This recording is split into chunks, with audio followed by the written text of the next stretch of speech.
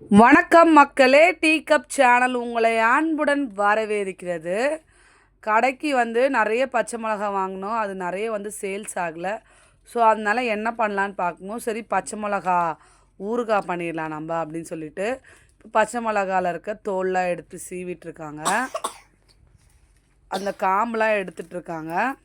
எடுத்துட்டு அதுக்கப்புறம் பச்சை மிளகா இந்த மாதிரி குட்டி குட்டியாக அரியவும் ஸ்டார்ட் பண்ணியாச்சு.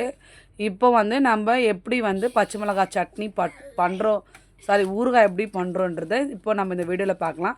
என் வீடியோவை நீங்கள் தான் ஃபஸ்ட் டைம் பார்க்குறதா கண்டிப்பாக சப்ஸ்கிரைப் பண்ணிவிட்டு பாருங்கள். அப்போ தான் நான் போடுற வீடியோ உங்களுக்கு உடனுக்குடனுக்கு வரும். வாங்க வீடியோக்குள்ளே போகலாம். இப்போ இதுக்கு தேவையான பொருள் பார்த்திங்கன்னா இஞ்சி மட்டும் நசுக்கி வச்சுருக்கேன், சின்ன வெங்காயம், பச்சை மிளகாய் அரிஞ்சு வச்சுருக்கேன், கொஞ்சமாக மாங்காய் எடுத்து வச்சுருக்கேன், நல்லா புளிப்பாக இருக்கும் அதுக்காக. கடுகும் வெந்தயம் மட்டும் எடுத்து வச்சுருக்கேன். அதுக்கப்புறமா பூண்டு கருவேப்பிலை எடுத்து வச்சுருக்கேன். இப்போ ஒரு பாத்திரத்தில் நல்லா அடிகனமான பாத்திரமாக இருக்கணும். அதில் எண்ணெய் கொஞ்சம் நிறைய விட்டுக்குங்க. நல்லெண்ணெய் வேணுனாலும் யூஸ் பண்ணிக்கலாம், இல்லை கடலெண்ணெய் வேணுனாலும் யூஸ் பண்ணிக்கலாம். நான் சுத்தமான கடலெண்ணெய் தான் யூஸ் பண்ணுறேன். எண்ணெய் நல்லா காஞ்சதுமே கடுகு சேர்த்துக்குங்க. கடுகு நல்லா பொரிஞ்சதுமே வெந்தயம் சேர்த்துக்குங்க. சேர்த்து இது நல்லாமே பொரியட்டும். பொரிஞ்சதுக்கப்புறமா பூண்டு சேர்த்துக்குங்க. அது கூடவே கருவேப்பிலை சேர்த்துங்க. பூண்டு முழுசாசும் சேர்த்துக்கலாம், நான் கொஞ்சம் நசுக்கி சேர்த்துருக்கேன், அவ்வளோதான். இப்போ இது நல்லாவே பொரியட்டும். இதில் நம்ம சின்ன வெங்காயம் சேர்த்துக்கலாம். சின்ன வெங்காயம் சேர்த்து செய்யும் போது அட்டகாசமாக இருக்கும். டேஸ்ட்டும் ஒரு விதமாக இருக்கும். ஸோ அதனால் சின்ன வெங்காயம் போட்டு கொஞ்சம் இதுவாக வதங்கினதுக்கப்புறமா நம்ம அரிஞ்சு வச்சுருக்க எல்லா பச்சை மிளகாவும் சேர்த்துக்கலாம். சேர்த்துட்டு நல்லா கிளறி கொடுத்துடணும்.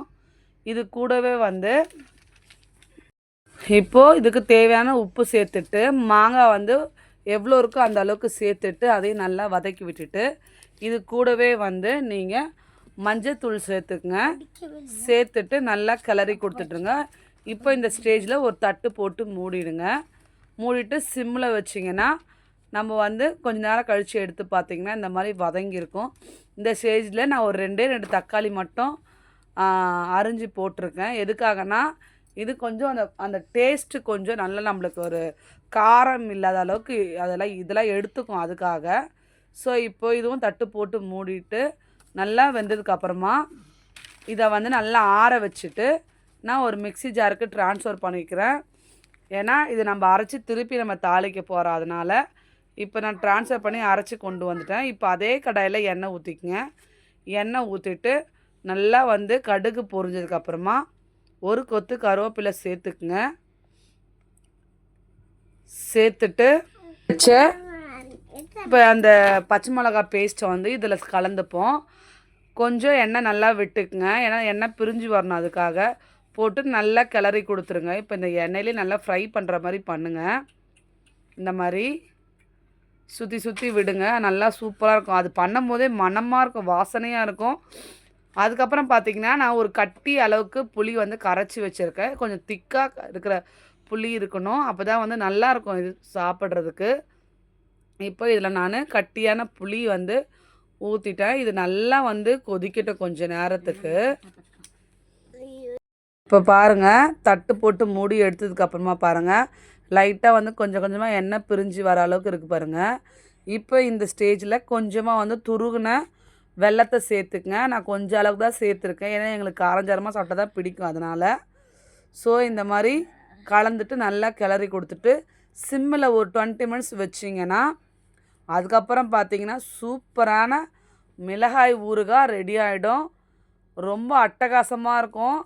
அதாவது இப்போ நம்மளுக்கு சீப்பாக நம்மளுக்கு பச்சை மிளகாய் கிடைக்கும் போதே யூஸ் பண்ணி நம்ம இதை ஒரு பாக்ஸில் போட்டு வச்சுருந்தோன்னா கண்டிப்பாக ஒரு மாதம் அளவு கூட இது கெடாது. ரொம்ப டேஸ்ட்டாக இருக்கும். இதே மாதிரி என்னால் பண்ண முடியாது, நீங்கள் பண்ண தர முடியுமானா கண்டிப்பாக எங்களால் பண்ணித்தர முடியும்.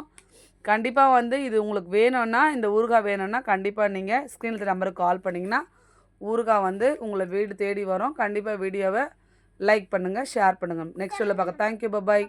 இந்த ஊறுகாய் பார்த்திங்கன்னா இட்லி, தோசை, சப்பாத்தி, அதுக்கப்புறம் சாதத்துக்கு வச்சு சாப்பிட்டிங்கன்னா அந்த மாதிரி அட்டகாசமாக இருக்கும். டேஸ்ட்டே வேறு லெவல் இருக்கும். கண்டிப்பாக நீங்கள் ட்ரை பண்ணி பாருங்கள், செஞ்சு பாருங்கள். செய்ய முடியாதவங்க கண்டிப்பாக ஆர்டர் பண்ணுங்கள். கண்டிப்பாக வீடியோ மறக்காமல் நீங்கள் சப்ஸ்கிரைப் பண்ணுங்கள். அப்போ தான் நான் போடுற வீடியோ உங்களுக்கு உடனே பார்க்க முடியும். Thank you, bye bye.